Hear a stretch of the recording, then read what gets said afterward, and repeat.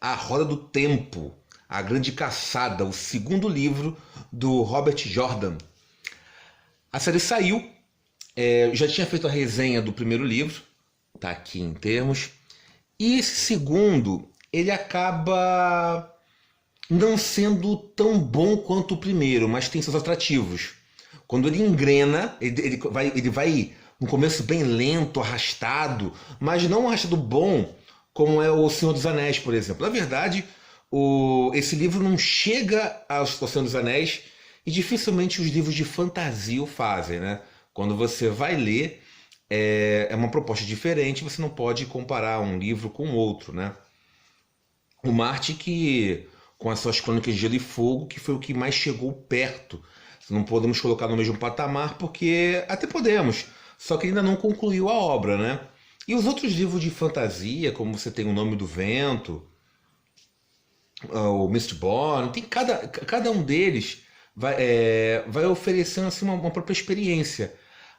O próprio Eragon também, você tem muita semelhança aqui com A Roda do Tempo. É claro que o Eragon puxou de lá, né, copiou, e cada um vai copiando do Senhor dos Anéis também. Aí o que acontece? O Robert Jordan coloca muitos assim, ele cria uma mitologia própria, a questão em termos do o tempo, como é que passa, a reencarnação, a roda. Então você tem toda a população, ela é ciente disso, de se entender o que a roda tece é o que a roda será, sobre as modificações causadas, e você vai se envolvendo com a história. Você vai se embolando também nesse tear, né? E quando você vai ver, você acaba sendo cativado. Por exemplo, eu terminei o segundo, ansioso para ler o terceiro. E se tem realmente ali os 14 livros e tudo mais, com certeza, como acabar o terceiro, deve ser essa sensação. Você quer ler o quarto, quinto, sexto e por assim vai. Há alguns defeitos na questão de quando você vai ler, você acha que é uma literatura muito boba, tá? Ela não é tão concisa assim, mas em compensação é divertida. A hora que você tem, é leve, vão aparecendo novos personagens, interesses de pares românticos, do tipo, tu fica, nossa, eu não quero saber com quem o Randy vai ficar, qual das três mulheres, né? Isso é uma psique é tão novelesco. Aí depois você fica, calma aí, eu quero sim. Aí tá o personagem e fala assim, poxa, ela realmente é uma filha da mãe, tem coisa aí, né? Aí você vê sobre a própria maturação dos personagens, do que eles começam a fazer, você fica pensando, tá, esse aqui é o início da jornada, mas como é que ele vai ser no meio do caminho e no final? Como é que ele vai ser usando os poderes plenos, sem essas dúvidas do tipo, eu tenho medo do que eu vou me tornar, eu vou tomar louco. Então tem sim um pouco disso. E depois, quando você vê o Paul cantando, você acaba se animando, tipo, nossa, o Robert ele consegue fazer as coisas como eu gostaria, ou como nós gostaríamos, mas realmente você vai sendo conduzido, né? Por exemplo, as meninas, no caso aqui a Gwen, a Nina Eve e tudo mais, eu pulei o arco delas, que eu achei, nossa, realmente tá acontecendo a grande caçada, e eu quero saber onde isso vai. Entendeu? Onde você vai parar, porque rola um pouco de imprevisível, altos e baixos, perde a trombeta, recupera a trombeta, perde a trombeta, recupera a trombeta. Aí você fica com os dois, aí vai lá no mundo paralelo, do tipo, tu fica, que mundo é esse? Aí depois você retornando, do tipo, nossa, teve o treinamento lá na Torre Branca, mas você, para se tornar ali a Aes Sedai, não estou pronunciando corretamente, né? Mas o que acontece? E depois elas são envolvidas nessa trama, forçadas a ir ao resgate. Aí você fica, nossa, isso acabou sendo muito jogado. E de fato foi.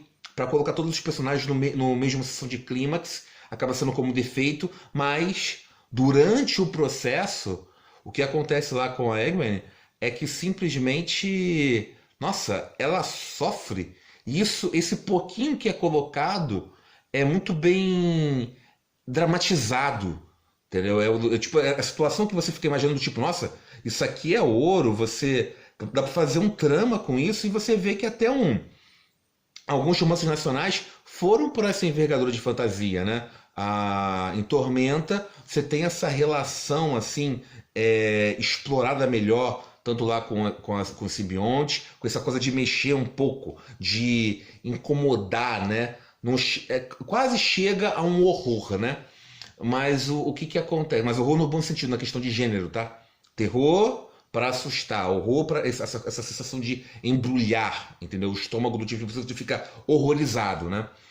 Aí o que acontece? Só que ele pincela e também não há um interesse também de tanto de colocar assim do tipo, ó, fazer isso acaba sendo até de um pouco de mau gosto, mas você vê que o autor ele tem ali a habilidade, né?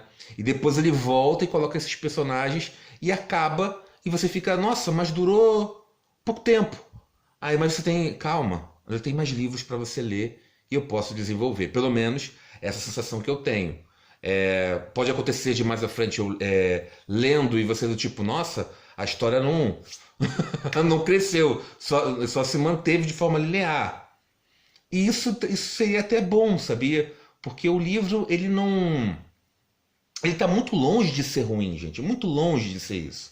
Ele tem, assim, a sua própria proposta de fantasia e vai ali encontrando seu lugar. É claro que quando você faz essa comparação, que não se deve fazer, mas acaba você fazendo do tipo, nem com um Senhor dos Anéis, que acaba ficando um patamar lá, mas pega, por exemplo, para as Crônicas de Gelo e Fogo.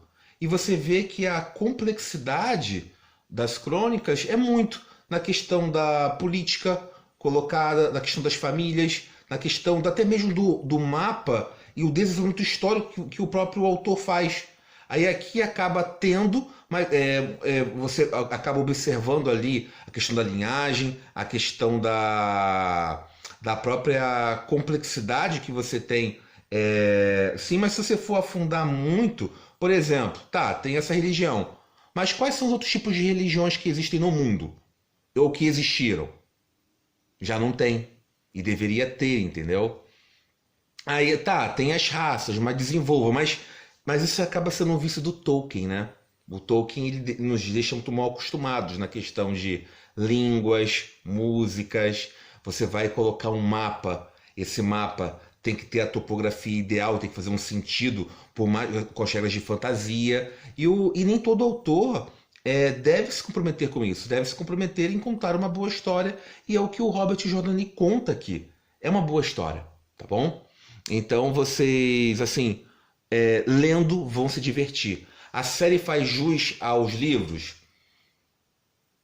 Faz, mas o elenco a escolha do elenco que eles tomaram, eu não achei assim ideal. Tem, é claro, ali a que faz a maga e tudo mais, que é maravilhosa, o companheiro como guardião, só que vai parando por aí. Quando você vai colocar os quatro, entre aspas, protagonistas, você não tem aquela interpretação. Parece como se fosse a escolha lá do George Lucas para interpretar lá o Anakin. Pega aquele ator jovem demais e ele só vai aprender a ser ator agora. Para entender o ícone que está representando. A mesma coisa aconteceu com os quatro escolhidos. Tinham que pegar pessoas novas, mas já com uma cancha de interpretação muito grande. Isso é complicado. Lê um trechinho aqui. Eu vou ler bem no final, mas aí eu vou tacar um spoiler. O que acontece aqui, gente? A trombeta, como na cantada, a trombeta de Valerie, no início dos tempos, anuncia o final dos tempos e o grande combate, e que o mundo vai ser jogado em destroços. A trombeta ali é achada e é claro que é roubada por os seguidores do Tenebroso. Invadem Valdara e fazem ali uma própria manipulação e começam a caçar. O Randy vai ali com mais 20 lanceiros, com um Lorde também, e começa uma perseguição. Ou pode colocar o nome como a Grande Caçada mesmo, que faz jus. Eles vão atravessando em termos de um território e vão se emparelhando. Só que ele tem uma outra motivação, ele não quer recuperar apenas a trombeta. Tem a adaga também que está matando o Mate, ou o Matway, lá tudo mais. Que o que acontece? Na verdade, não é nem, o nome dele não é nem isso. Aparece aqui no primeiro lá. Qual é a... Matt acaba sendo uma abreviatura. Esqueci o nome dele. Entendeu? Não vou. Aí que tá. Isso também vale um pouco como uma crítica. Esses personagens, o Randy, o Matt, o Perry e tudo mais, você acaba não tendo uma identificação tão grande. Você não torce tanto para esses personagens. Você não tem aquele link. Até o Randy, ele é muito bobo. Então é claro que você vai se envolvendo, mas ao mesmo tempo, de novo, não tem aquela coisa do Senhor dos Anéis que você já pega. Isso tem até no filme. Você olha e esse aqui é meu personagem favorito e eu vou com ele e até morrer. Do tipo, nossa, eu amo o Aragorn. Entendeu? Do tipo, adorei o drama em termos do ser rei. Olha lá, e o ator interpretou de forma magistral, entendeu? Mas aí o que acontece? Você acaba se importando, mas não tanto. O Harry Potter, por exemplo, a Rowling ela foi muito feliz com esse personagem, ou com essa personagem, podemos dizer assim, porque ela consegue fazer um personagem masculino, né? E só que o Harry, você acaba o público feminino ele também acaba tendo ali, porque as aflições do Harry acabam sendo aflições humanas, depende de gênero. Então você logo tem essa empatia. Você não fica. Aí o que acontece? O Robert Jordan, como ele vai escrever aqui sobre as mulheres, e isso tem um pouco, ele vai algumas vezes ele vai de forma muito superficial. Ele acerta em termos na psique e depois ele erra na psique. Do tipo, uma mulher, ela não pensa assim. Entendeu? É mais complexo do que isso. É complicado, né? Você exigir que o autor, né, ele escreva bem sobre a ótica feminina e vice-versa. Mas a Rowling conseguiu, entendeu? Então você tem que ter essa voz feminina aflorada, entendeu? Para você realmente tentar fazer essa complexidade e até mesmo conseguir isso nisso. Então, quando eu li em alguns trechos, eu senti, nossa, não é assim. É um homem tentando escrever sobre uma mulher. E se eu notei isso, acaba me incomodando. Então, isso fica muito, muito imaturo. É claro que mas é um público de fantasia, o que conta é sobre ação. Tem ação? Como eu falei antes, tem, só que para. Tem e para. Exemplo, foi um duelo maravilhoso, o Randy lutando contra o Tenebroso e tudo mais. Aí você pensa, a ameaça às vezes é melhor que a fala. Eu vou contar uma coisa que tem nada a ver com o livro, né? Eu jogava cartinhas, Magic, né, no caso. E por isso que estava gastando muito tempo, né? Mas o que acontece? Um dos meus primeiros torneios, eu fui e tinha um cara grandão atrás de mim. Do tipo, quase, até me tornou um amigo, né? Quase 2 metros de altura e musculoso. Aí eu fui, né? Eu sentei ali no campeonato tal. E ele atrás de mim com os braços cruzados, musculoso. Eu falei, meu Deus. O que tá acontecendo? Esse cara vai me quebrar na porrada. E depois ele ainda fazia um com a garganta pra intimidar, né? Aí mexia com a cadeira, aí eu mexia a cadeira, tu fica, nossa. Aí eu ia pro outro canto, ia pra outra mesa, tá? No caso, outra rodada, né? Aí ele aproximava com os braços cruzados, olhava, pegava ali, levava na mesa, fazia aquela cara, braços cruzados, cabeça para um lado, cabeça para o outro, cara feia, dava alguns passos, fazia meio que um sim com a cabeça e depois ir atrás de mim. Aí tu fica, nossa, quer me carcar, não é possível. Eu vou tomar um pescotapa aqui. Eu só falo bobagem, né? Aí, e passou o dia inteiro assim. Aí no final, eu falei, poxa, eu fui perguntar, né? Falei, pô, cara, você tá o dia todo atrás de mim. O que tá acontecendo? Qual o problema? Não, é que eu não entendo nada desse jogo.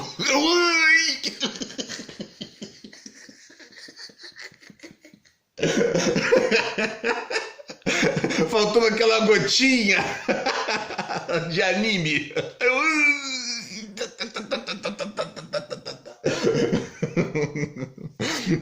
Ai, mas o que que acontece? O que que isso aí me ensinou? Às vezes o não falar, o blefe, a não resposta, você te dá. Vale muito mais do que uma resposta dada. Você fica confabulando, entende? Então você vai. A pergunta ela consegue valer mais do que a própria resposta. Então, quando. Isso é uma coisa até meio zen, né? Se você for olhar bem e colocar em outros prismas, né? Se for para a religião, na questão de sobre existir ou não, a pergunta vale mais, né? Mas o que acontece? Aí é a mesma coisa como tem esse vilão. Temos um vilão milenar com um número X de vidas, né? Não podemos colocar centenas, mas com várias vidas. E quando ele abre a boca, tu fica... ele não corresponde à sabedoria que tem. Deve ser aquela coisa, tipo oráculo, entende? Cada oráculo do primeiro Matrix. Mas cada fala é aquela porrada, tu fica... Nossa, eu não tenho como nem dialogar com um sujeito desses. Esse cara tem um nível de... Ele tem que te bater em cada palavra. É claro que é maneiro ele dizendo Larry Sterling, aí vai falando você, não sei o que lá, patricida. E você vai se envolvendo com isso do tipo, caramba, deve ser ameaçador, né? Dá medo. Aí toda hora falando isso, não, nós estamos presos na roda. Só que é muito... Ele também acaba sendo... Aí que tá, imaturo. Não tem... Aí, olha, mas você falou que não era para comparar, mas não tem a mesma coisa que tem no Senhor dos Anéis. Onde nós temos um vilão, só a ameaça dele, ele não tem ali a fala e tudo mais, mas só por isso você já consegue temer. É difícil, mas você está contando esses pontos negativos. Mas se você está comentando tanto assim, e os pontos positivos que você tem? Tem muitos? Tem. A questão do... ele não colocou personagens femininas, ele não acerta. Mas e a outra metade? A outra metade, ele coloca uma personagem interessantíssima, toda vez que brilha, mas como ela está como coadjuvante. Mas você tem a questão do trono, tem a questão dos cheiros do próprio conselho, e a própria caçada também. Há um drama, a própria visão que você tem. Exemplo, tem um personagem que você começa a suspeitar que ele é das trevas. Do tipo, poxa, faz sentido. E ele vai tendo uma mudança. Poxa, essa conclusão aqui, ó. Caramba, eu tenho que ler para vocês, mas ao mesmo tempo não tenho que dar spoiler, né? Mas o que acontece? Só essa fala, ó. A morte é mais leve do que a pluma. O dever mais pesado do que a montanha. Pô, isso é muito, muito bom. Isso é muito bom. Isso é um mote que você pega do tipo, nossa, conclui bem. Isso aqui já no finalzinho, tá, gente? E eu vou ler essa parte, vou pegar aqui para vocês sentirem. Então, o que acontece? Vale a pena? Vale. Ah, mas é como se estivesse de dieta, comparado com outros livros de fantasia.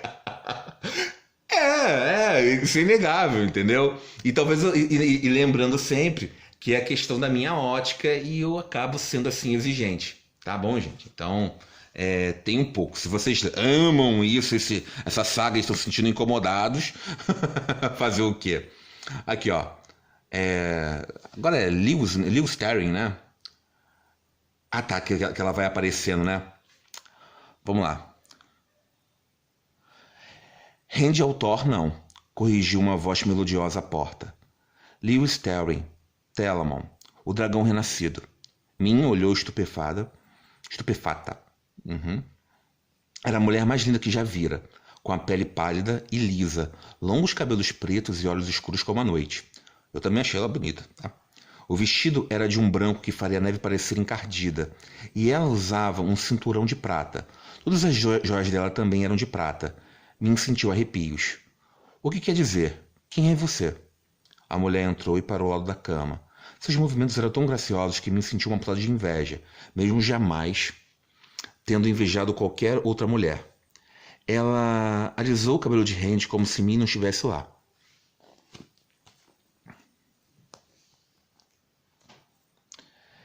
Ele ainda não acredita, eu acho. Sabe, mas não acredita. Eu guiei os passos dele, o empurrei, puxei, seduzi. Ele sempre foi teimoso, mas dessa vez vou moldá-lo. Ismael acha que controla os acontecimentos. Eu acho que dessa vez não fica legal, acho que desta vez ficaria melhor, tá? Mas vamos lá. Ismael acha que eu controlo os acontecimentos, mas quem faz isso sou eu. O dedo dela tocou de leve a testa de Randy, como se desenhasse uma marca. Me achou desconfortável que parecia a presa do dragão. Randy se mexeu, murmurando. Era o primeiro som e o primeiro movimento que fazia desde que foi encontrado. Quem é você? Indagou Min. A mulher olhou para ela, apenas olhou, mas Min percebeu que se encolhia nos travesseiros, agarrando-se a Randy com força. Garota, eu me chamo Lenfar. De repente, a boca de Min ficou tão seca que ela não conseguia falar, nem mesmo nem mesmo se sua vida dependesse disso. Um dos abandonados? Não, Luz, não. Tudo que conseguiu fazer foi balançar a cabeça. A negação fez Lenfar sorrir. Lewis Terry foi e é meu, garota. Cuide bem dele para mim até eu vir buscá-lo. Então sumiu.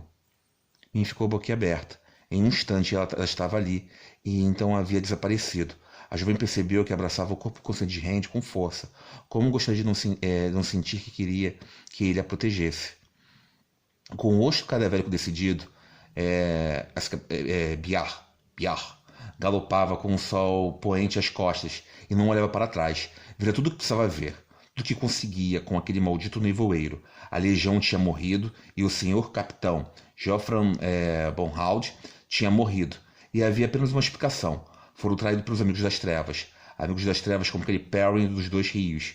Aquela notícia que precisava levar a Dan Bonhald, filho do senhor capitão, que estava com os filhos da luz que montavam vigília em Tarvalon. Mas tinha coisas piores a contar, e para ninguém menos do que o próprio Pendronial. Não sei se estou pronunciando certo, tá? Precisava contar o que vira no céu acima de Falme. Atiçou o cavalo com as rédeas e não olhou para trás. O que deveria ser. Nossa, aí, vou ler esse todo não, gente. Será que vai ficar? Nossa, que vai ficar, vai passar de 2? Tá, eu vou pular. Eu pensava que estava mais curto. Aqui, a Morena é muito interessante de ler.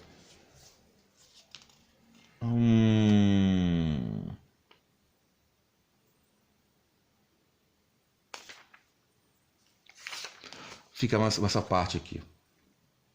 Queremos jurar nossa lealdade a você, disse o Uno. Os outros se ajoelharam e assentiram. Os juramentos de vocês são de Guitar e a Lorde Algemar, protestou Randy. Guitar teve uma boa morte, Uno. Ele morreu para que o resto de nós pudesse escapar da trombeta. Mais ou menos, né? Aí ele vem esclarecendo. Não havia necessidade de contar o restante para ninguém. Isso aqui é honra, tá? Esperava que o Guitar tivesse controlado a luz novamente. Diga isso ao Lorde Algemar, quando voltar a Faldar. Dizem, começou o Caolho com cautela, que quando o dragão renascer, ele quebrará todos os juramentos, desfazendo todos os laços. Agora nada nos prende. Nós queremos fazer juramento a você. Ele sacou a espada e colocou-a diante de si, com o cabo voltado para Randy.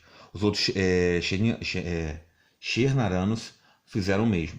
Vou enfrentar o Tenebroso, falou Mazema.